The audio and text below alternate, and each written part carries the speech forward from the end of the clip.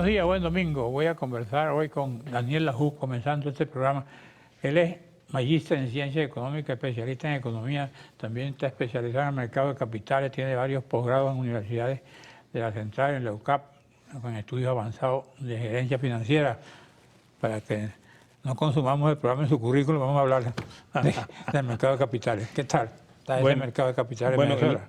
El mercado de capitales en Venezuela es relativamente pequeño con respecto a otros países de Latinoamérica, ¿no? Pero ha tenido un buen desempeño, sobre todo después del problema de la hiperinflación, y como el Banco Central ha subido mucho los encajes bancarios, entonces eso reduce la posibilidad de dar créditos por parte de la banca y bueno, muchas empresas se han canalizado hacia el mercado de capitales emitiendo sobre todo papel comercial y bueno, y consiguen financiamiento, ¿no?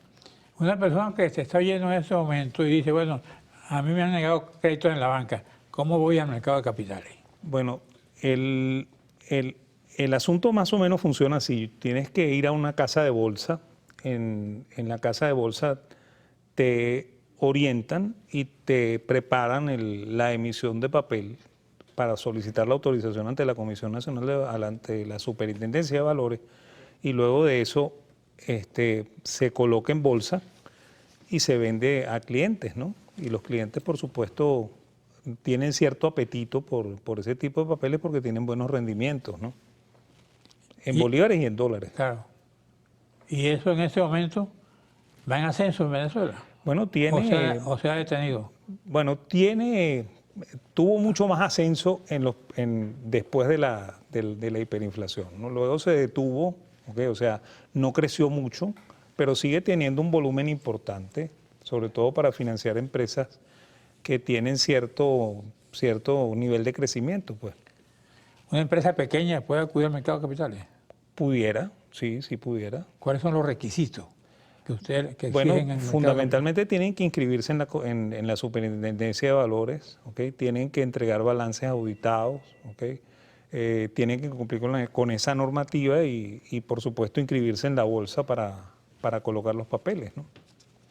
Y eso se está haciendo con mucha frecuencia en Venezuela hoy. Sí, bueno, hay incrementos del mercado de capitales. Cada vez hay más empresas que solicitan financiamiento a través del mercado de capitales. ¿Eso por qué? ¿Por la crisis? Bueno, porque como en la banca no hay posibilidades de mucho crédito, entonces algunas empresas canalizan sus posibilidades por allí, ¿no? ¿Tú qué sabes? ¿Por qué la banca no está dando crédito en este momento? Bueno, porque el encaje es muy alto. O sea, en Venezuela hay una confusión muy grande con el encaje, ¿no? La gente cree, y en eso algunos de mis colegas dicen que el encaje es la garantía de los depósitos, ¿no? Pero el encaje no es ninguna garantía de los depósitos, el encaje es una suerte de acelerador o freno del crédito. Si el encaje es muy alto, eso es un freno al crédito. Si el encaje es bajo, eso facilita mucho el crédito, ¿no? Por ejemplo, en los años 60 el encaje era promedio 12,5% y había muchísimo crédito en Venezuela, bancario, ¿okay? Y luego, después del gobierno de Caldera, se empezó a subir el encaje lentamente, cada vez más alto. En la época de la hiperinflación llegó a ser 100%, lo cual impide totalmente el crédito. Hoy en día es 75%, lo cual hace muy dificultoso el crédito por parte de la banca. ¿Eso le afecta a la economía? Claro. ¿Sí? O sea, si no hay crédito, eso impide que las empresas crezcan y que haya crecimiento económico. ¿Y tú crees que en ese momento hay una paralización de las empresas por las deficiencias del mercado de capitales? Del mercado de capitales, no, del mercado de créditos. ¿Del mercado de créditos? ¿Okay? Yo creo que sí, o sea, es uno de los factores, ¿no? Hay muchos factores que afectan a las empresas y quizás si hubiese más crédito, habría un poco más de crecimiento económico. ¿Cuáles son los otros factores? Bueno, impuestos muy altos, ¿okay? Regulaciones muy altas. Impuestos de la renta, impuestos municipales. Todos los impuestos de mayo. ¿Han crecido? No, es que fundamentalmente se han elevado, no la tarifa de impuestos sobre la renta, porque esa se mantiene fija de los 90, ¿no? Sino que es que cada vez se añaden más impuestos, ¿no? Y para impuestos, ¿no? O sea, hay gente, por ejemplo, las empresas tienen que pagar contribuciones especiales y eso es como si estuvieran elevando el impuesto. ¿Cuáles son esas contribuciones especiales? Bueno, ¿cómo se llama? Para los sistemas antidrogas, para el apoyo a programas sociales, etcétera, etcétera. Y eso complica la regularidad de las empresas, ¿no? ¿Cuál sería la solución a ese problema? Bajar los impuestos. Bajarlo todo. Yo creo que bajarlos todos sería una buena idea. Sí. ¿A qué altura estamos ahorita de bajarlo?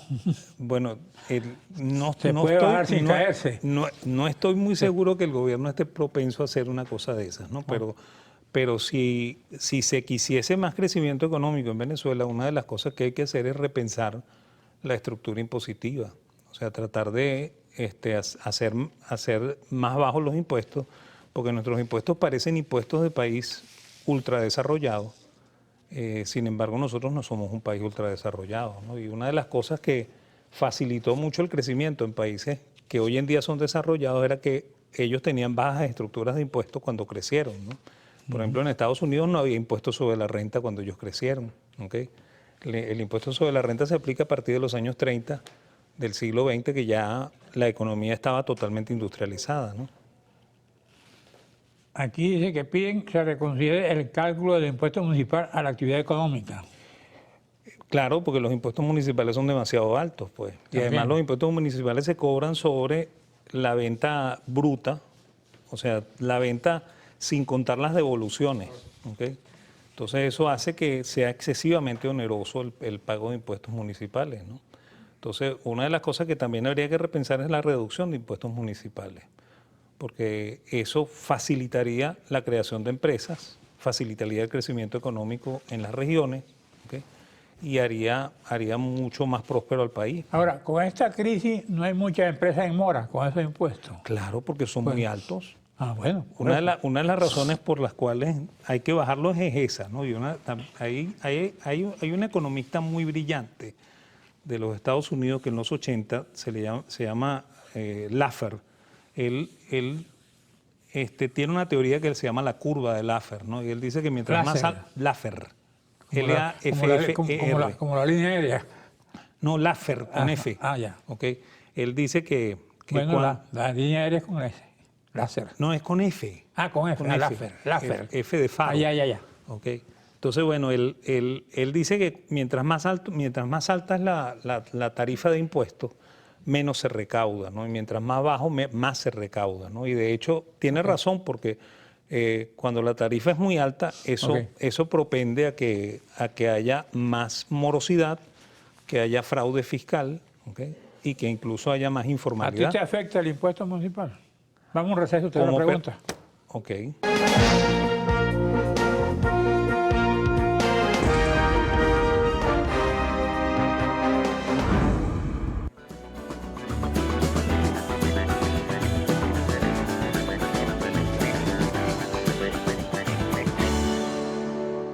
Saludar efusivamente a todo el personal, a sus directivos, a sus trabajadores de Televen. Se dice fácil, 35 años, pero a estos 35 años y arriba, como lo ha hecho Televen, con constancia, con esfuerzo, con tesón, con lucha en estos momentos de dificultades. Así que mil felicidades en nombre de nuestra población guadariteña del Estado portugués.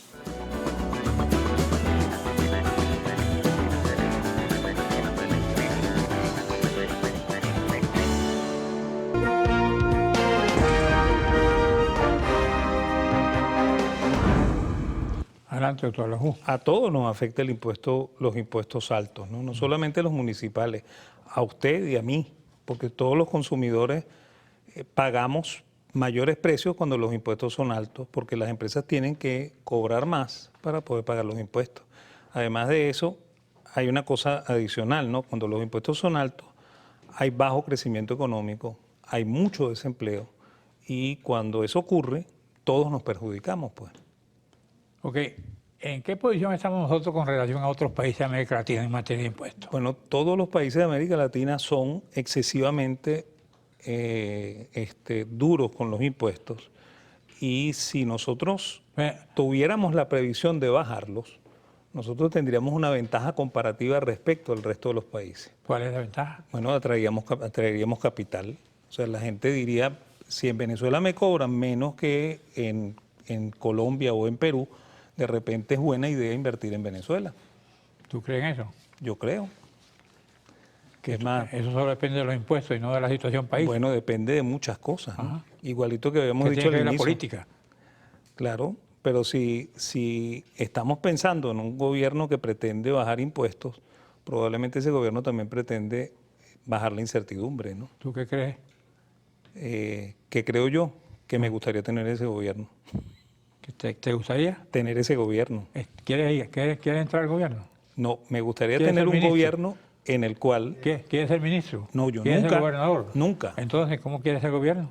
No, yo no quiero. Ah. Me gustaría un gobierno así. Ah, pero si te gustaría y te ofrece la oportunidad, tú puedes ser gobierno. ¿Ah? ¿O no? No sé, yo no soy partidario de ser parte del ¿Qué gobierno. otra cosa? ¿No? De ningún ¿No te tipo gusta de el gobierno. La burocracia. ¿Por qué? Prefiero mis clases. ¿Y tu clase no la paga el gobierno? Bueno, depende, ¿no? Las poquitas que doy en la central, sí. Ok, las de la católica las pagan los padres de los alumnos. Paga Cecilia García. No, los padres de los alumnos. Ah, Ok. en la En la católica. Ah, no, en la católica, claro. En la central sí lo paga el gobierno. Ok. ¿Qué otra cosa me puedes decir hoy? ¿Cómo ves tú la situación país? Bueno, lo que habíamos comentado, pues, o sea, si el Venezuela tiene sus complicaciones por el entorno, ¿no? Porque el entorno político no es el apropiado para que las empresas crezcan y por esa razón sería buena idea que el gobierno repensara muchas cosas que ¿Cuál es el forman entorno político que a ti te gustaría como venezolano? A mí me gustaría un entorno de libertad, con bajos impuestos, ¿ok?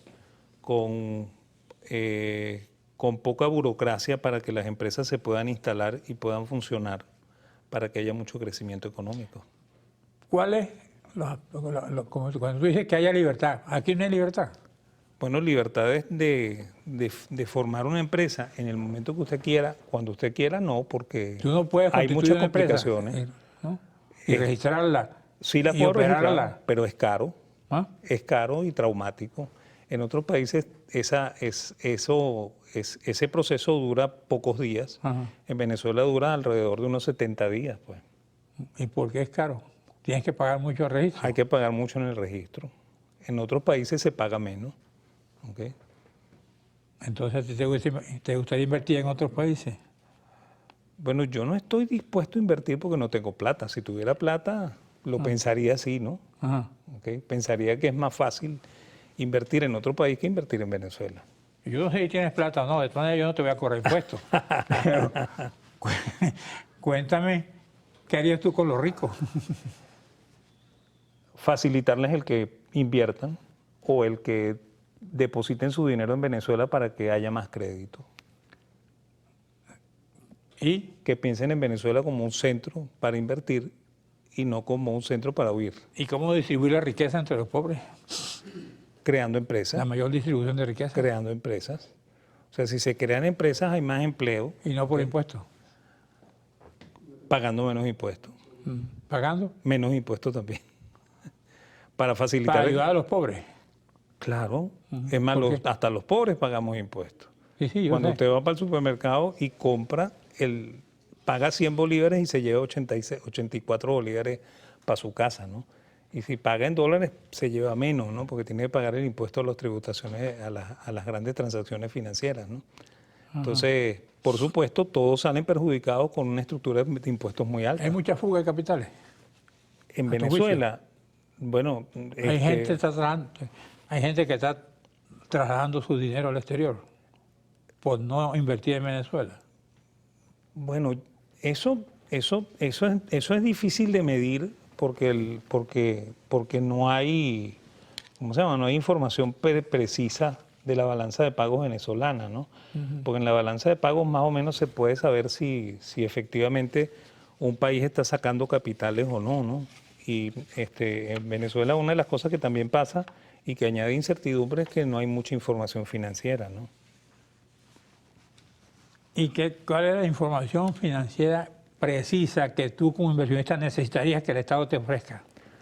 Bueno, que salgan los índices a tiempo, que salgan las cuentas macroeconómicas a tiempo, que sea más transparente la realización de la política monetaria, que efectivamente el Banco Central decida permitir que ocurra crédito en Venezuela, ¿ok?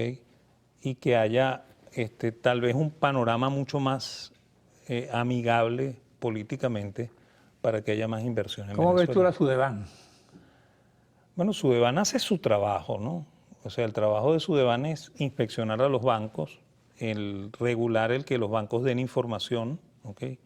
Y bueno, y me imagino que hace un buen trabajo, ¿no? Es más, ellos hoy en día tienen técnicos muy bien preparados, ¿no? Es más, desde la crisis del 94, cada vez la superintendencia tiene gente con muchísima más capacidad, que entiende, por supuesto, el negocio bancario y que sabe cómo supervisarlo, ¿no? Es más, de hecho, ellos no son precisamente la complicación que existe para que haya crédito en Venezuela.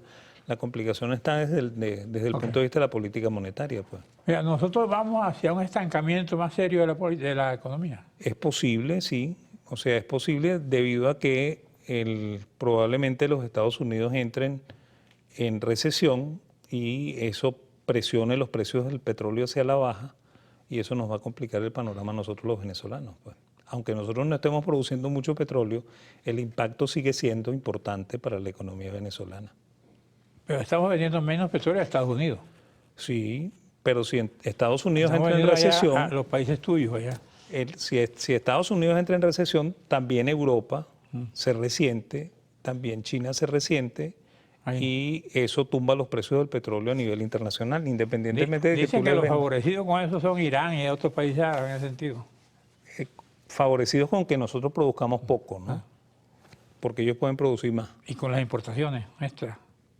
También, bueno, Venezuela normalmente ha sido un país que importa mucho, Sí, importa para producir, importa para consumir.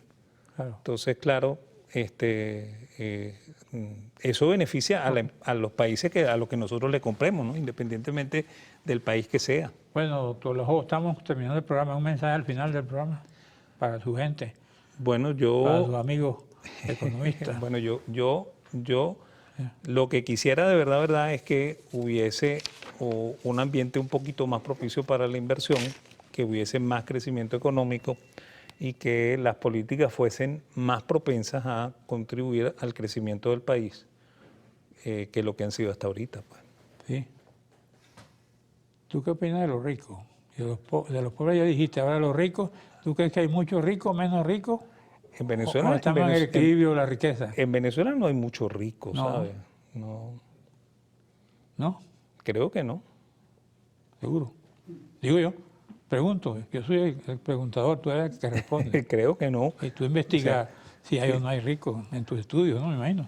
Sí, bueno, pero los ricos son necesarios para que haya distribución de la riqueza, como dice usted, ¿no? Pero esa distribución se tiene que dar por la vía de la inversión. Bueno, muchas gracias por venir al programa. Muchas gracias a usted, mi televidente. Después, aparte, voy a conversar con Carmen Teresa Márquez, presidenta de la Federación Venezolana de Maestros.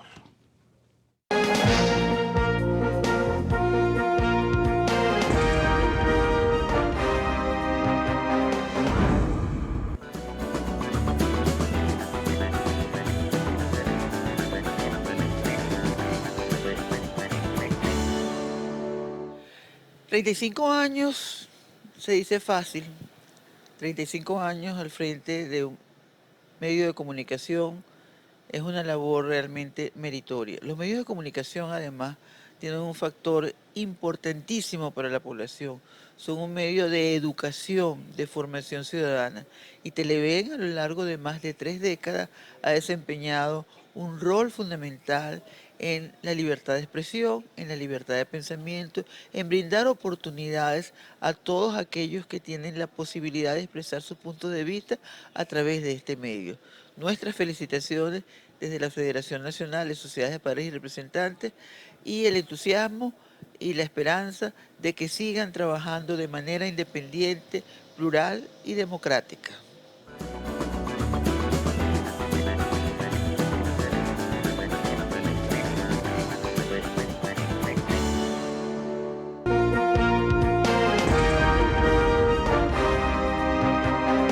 Voy a conversar con Carmen Teresa Márquez. Ella es presidenta de la Asociación de Maestros, ¿no? Sí. Bueno, bienvenida. Bienvenida. Pero antes quisiera leer un reconocimiento que le hicieron a Televen en sus 35 años en Valencia. Y me manda el informe el señor Huatache, amigo de esta casa. Y dice aquí, reconocimiento Televen en su 35 aniversario. Lo recibe Sandino Yaguare, realizado en el Café Concert de Valencia. Y estuvo presente Monseñor Padrón, un amigo de esta casa y amigo del señor Camero y de quien habla, y excelente sacerdote de este país. Bueno, ha sido ascendido por su causa espiritual muy bien atendida y le agradece todo la feligresía de Valencia y el Vaticano, naturalmente. Buenos días, señora. Buenos días. ¿Cómo está la Federación de Maestros hoy? Bueno, hoy todos estos días hemos estado trabajando. Ya cuando se avecina el fin de las actividades del año escolar, pues hemos estado movidos. ¿Por qué está movido? Porque hemos estado realizando actividades inherentes a la solicitud que le estamos haciendo a la vicepresidenta de la República, que le estamos solicitando una reunión de emergencia para resolver el problema y la problemática de la educación en ¿Cuáles son los Venezuela. El terminar el año escolar es un año escolar que muy accidentado. Los niños perdieron mucha clase porque se creó un horario mosaico con el propio gobierno. El propio gobierno prefirió hacer un horario mosaico y los ¿Qué llaman ustedes horario mosaico? trabajaban un día y protestaban otro. Ah, O sea, trabajaban 2 días a la semana y protestaban 3 días a la semana. ¿cuál fue el resultado de esa protesta? Ninguno, porque no hay respuesta Ya perdieron el tiempo del ustedes. gobierno. Las protestas, los maestros no se han cansado. En los estados, en todos los estados del país, los maestros han estado protestando desde el mes de enero, exigiéndole al gobierno las mejoras salariales y exigiéndole que se reactive la discusión de la tercera convención colectiva única y unitaria.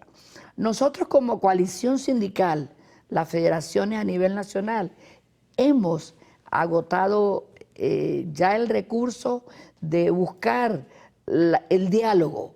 Ya la semana pasada nos reunimos con el ministro del Trabajo, donde le hicimos un planteamiento.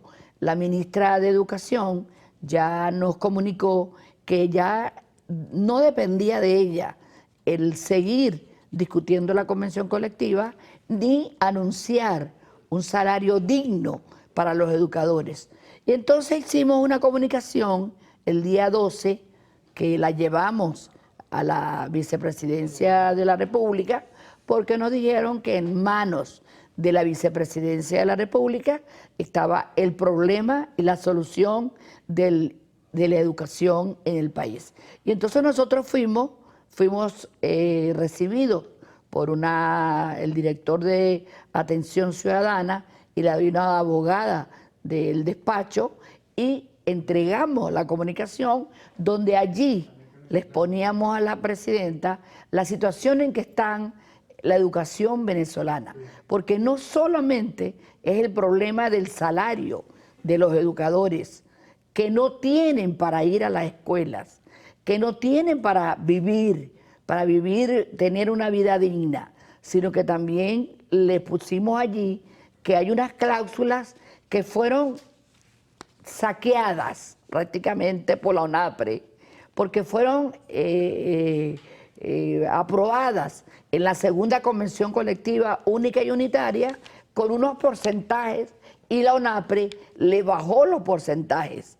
Ejemplo, la prima de aspecto del docente que habíamos logrado el 25% de esa prima sobre el salario, y la ONAPRE la bajó al 10%. Entonces, todas esas primas que fueron excluidas, que fueron rebajadas en la ONAPRE, nosotros le estamos planteando a la viceministra, a la vicepresidenta de la República, que sean devueltas al magisterio venezolano. Así es que solo le decimos al gobierno, a la ministra de Educación, a la vicepresidenta de la República, al ministro del Trabajo y al propio presidente de la República, que en manos de ustedes está la paz escolar.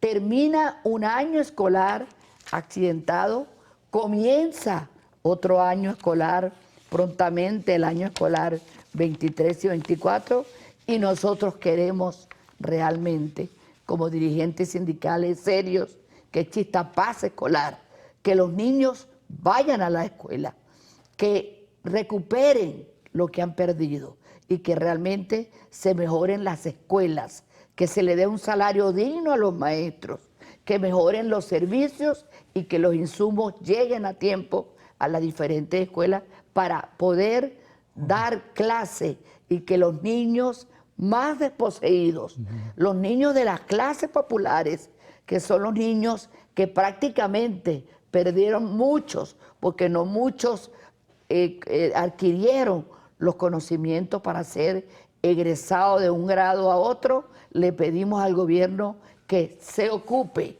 de la educación venezolana. ¿Cuál es la situación en este momento, primero de los maestros, desde el punto de vista social, y segundo, de las escuelas como infraestructura, en la infraestructura?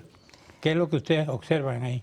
Observamos las escuelas en Eso me lo va a decir pésimos... en la próxima parte.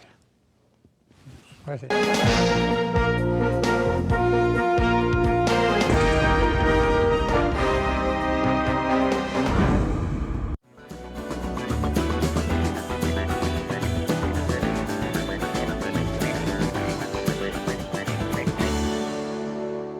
Quiero felicitar a Televen en su 35 aniversario y les deseamos que sigan llevando una comunicación e información veraz a todo nuestro pueblo y obviamente el mejor entretenimiento. Felicitaciones.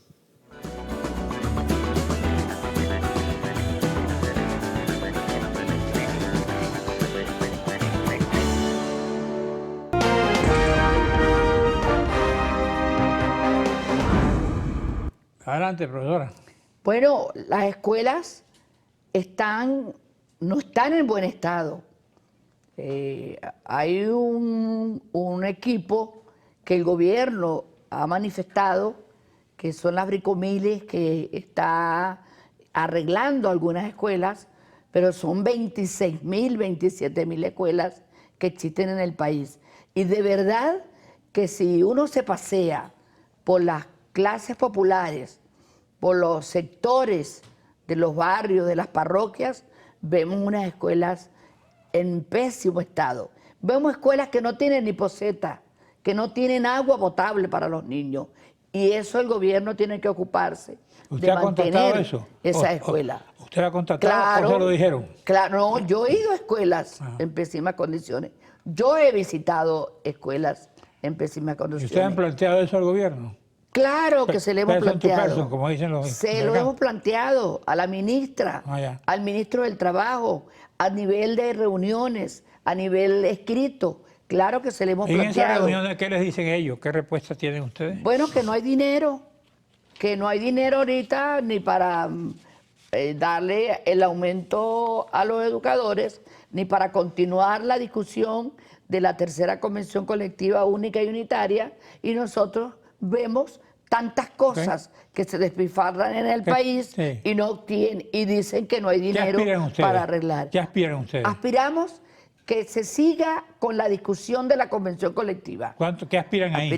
Nosotros aspiramos que el sueldo sea cónsono a lo como está la carrera, la canasta alimentaria. ¿Cuál sueldo? La canasta alimentaria está arriba de $500 Ajá. mensuales. ¿Y cuánto ganan ustedes?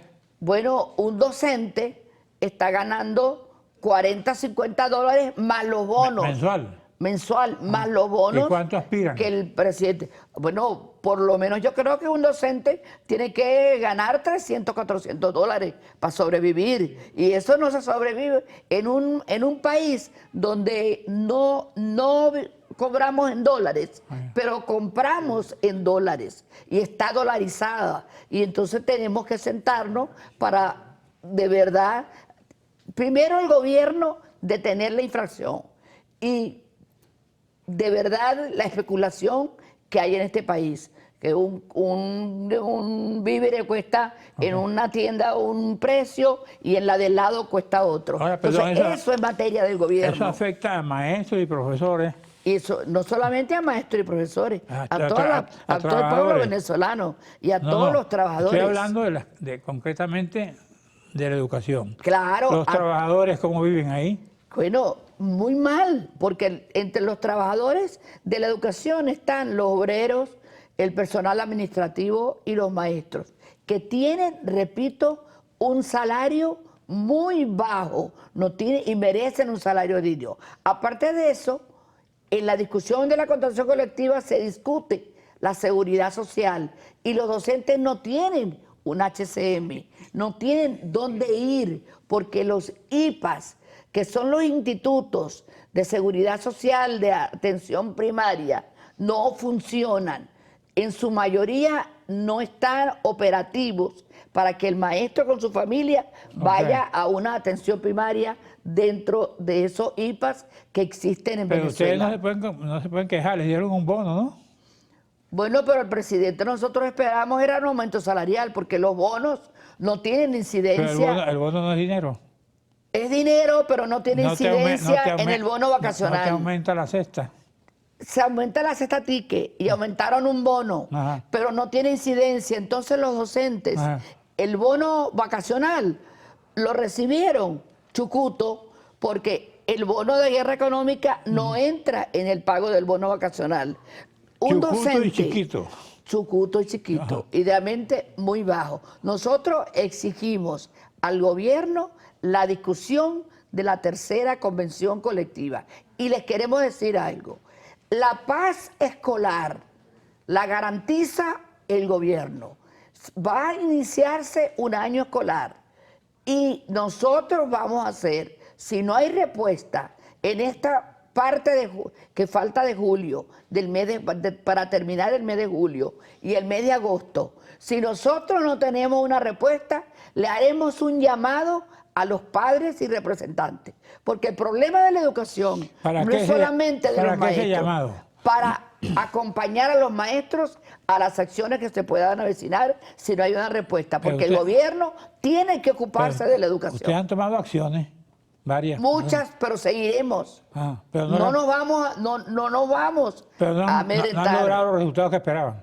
No los hemos esperado, pero tiene que el gobierno dar una respuesta.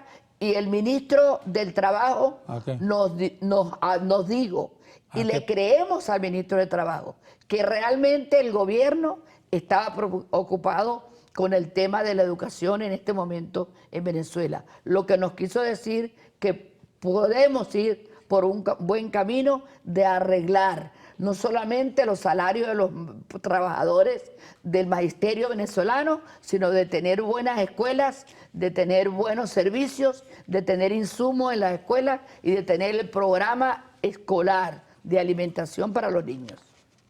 ¿En qué plazo esperan ustedes que se resuelva ese problema? Nosotros esperamos que antes del inicio del año escolar. En septiembre.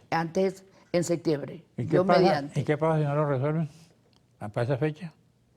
No respondemos por la paz escolar. ¿Qué llaman no responden por la paz escolar? No hay clase. ¿Seguro? Seguro. Aquí dice, sindicato docente no se incorporará a las aulas en septiembre si no hay aumento de salario.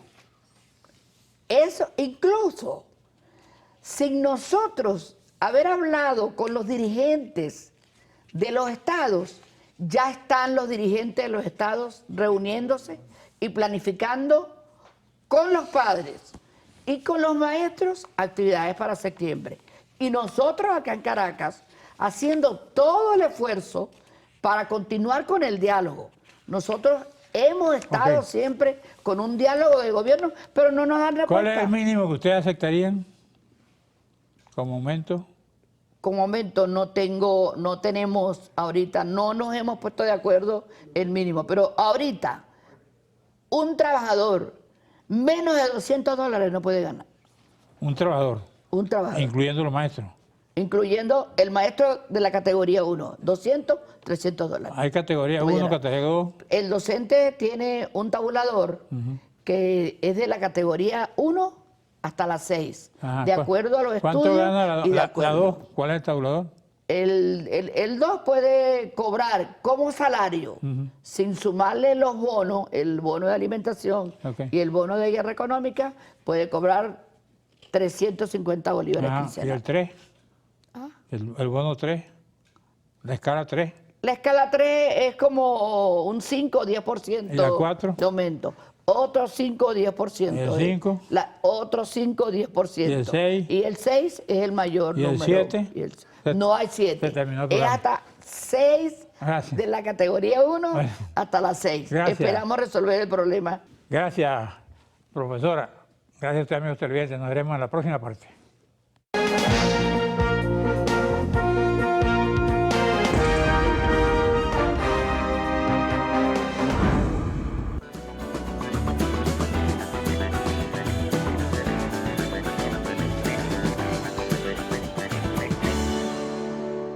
La tierra del mejor café, hoy se siente orgullosísimo de saludar y felicitar a Televen en sus 35 años. Qué orgullo para nosotros los venezolanos que Televen, un medio de comunicación tan importante, haya arribado a sus 35 años. Felicitaciones a sus propietarios y a todos sus trabajadores y que sean miles de años más, porque Televen es un medio de comunicación para todos los venezolanos.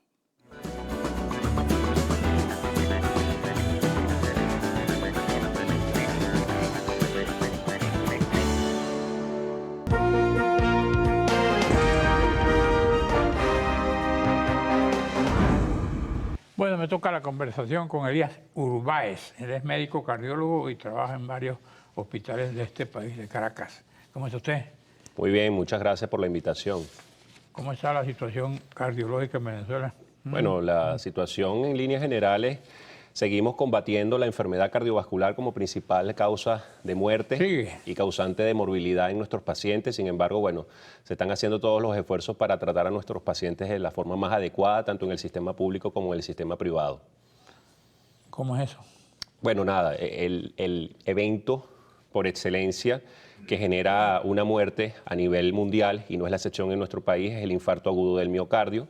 Y eso se debe tratar en unidades especiales. Nuestros hospitales, por ejemplo, en Caracas hay varias sedes con posgrado y unidades de cardiología y unidades de cuidados coronarios. En otros centros también se hacen las atenciones de este tipo de patología y otras entidades crónicas que deben ser manejadas con tratamientos agresivos, bien sea endovenosos o vía oral, además de la consulta. Por supuesto, en los últimos tiempos, como enfrentamos la pandemia, el tema de la COVID, aunque ya ya está Claro. obviamente por la OMS, ya se fue declarado Claro. como cese de la emergencia internacional de la pandemia, hemos también enfrentado los problemas derivados de las complicaciones cardiovasculares por el COVID o por la COVID-19. Pero se sigue trabajando acá por nuestros pacientes y afortunadamente hay talento humano y hay recurso humano, aunque hay muchísimas carencias en ¿Están otros ámbitos. preparados los hospitales públicos y los Bueno. privados para atender este tipo de cardiopatía, este tipo de enfermedades? La mayoría de nuestros centros públicos tienen bastantes limitaciones en cuanto a insumos Ajá. e infraestructura. Y también hay carencias en el personal, tanto médico como personal de enfermería. Sin embargo, en los últimos meses hemos visto cómo nuestros posgrados de cardiología tienen completa la cantidad de residentes y además de eso, que bueno, son los que mantienen, digamos, lo que le dan el soporte y la base a las unidades de cardiología que tienen posgrados como Claro. tal. Y esta situación es un poco más limitada en el interior, sin embargo hay centros especializados como en Barquisimeto, en el Zulia, etcétera, que dan atención a las distintas regiones de nuestro país. El tema es que muchas veces nos vemos saturados por la gran demanda y ya parte de la población que acudía al sistema privado por situación económica ha tenido que derivar o tener que trasladarse y ser atendido en nuestros hospitales públicos, y eso ha saturado el sistema, que de por sí ya estaba saturado. ¿Están preparados nuestros hospitales públicos para la demanda? Para la demanda se están haciendo grandes esfuerzos, pero hay muchísimas limitaciones. La verdad es que... ¿Cuáles son esas limitaciones? Bueno, estamos hablando de limitaciones en infraestructura y en insumos sobre todo. ¿Y en un tema de personal? insumos.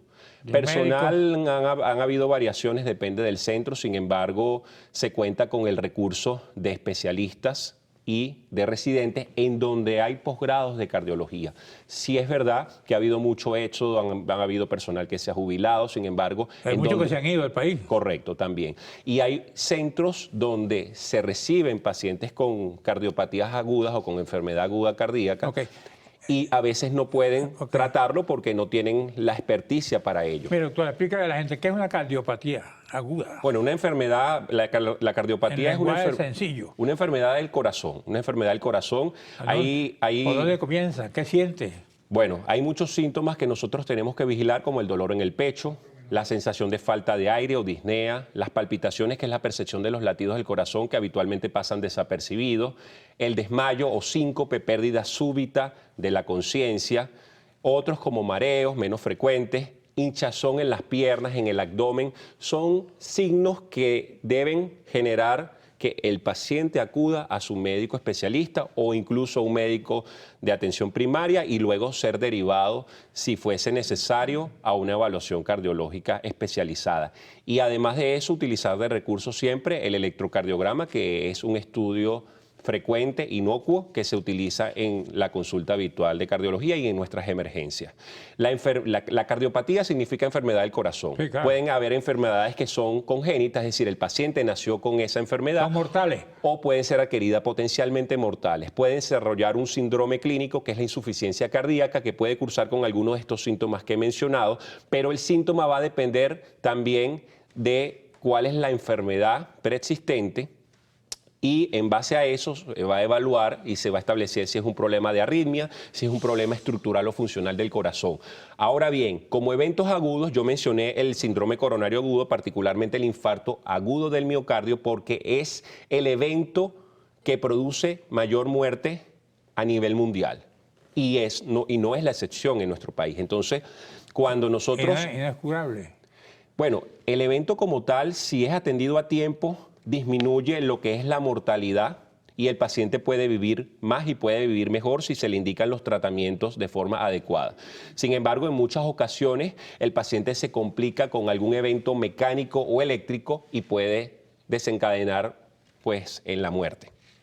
Por tanto, lo que es importante aquí es que nosotros controlemos los factores de riesgo, las enfermedades que están asociadas a estos eventos de alta mortalidad, como por ejemplo la hipertensión, la diabetes, problemas de triglicéridos o colesterol, promover la actividad y el ejercicio físico, evitar el sedentarismo, establecer el cese tabáquico, no promover el tabaquismo, hacer estrategias para que los pacientes que tengan sobrepeso u obesidad puedan volver a su peso normal, que puedan tener una nutrición balanceada, cardio saludable. Esas son las cosas donde nosotros hacemos énfasis en la prevención para disminuir el riesgo de que el paciente desarrolle un evento cardiovascular adverso como el infarto o alguna otra recomiendo a los enfermedad. pacientes como preventivo? Correr, caminar, dormir, ¿qué? Bueno, en recomendaciones generales, ya que mencionó el sueño, es importante que sea un sueño profundo y sea un sueño en duración ideal, que esto vendría siendo 7 horas. Sueño profundo, sí, con sí. o sin pastillas. No, eso va a depender del caso. Ajá. Hay pacientes que tienen trastornos del ¿Tú sueño. duermes completo? Yo en los últimos años he cursado con trastornos del sueño, pero creo que eso es derivado a que yo hacía muchas guardias a nivel... ¿Tu conciencia? A nivel, no. Okay. Sigue.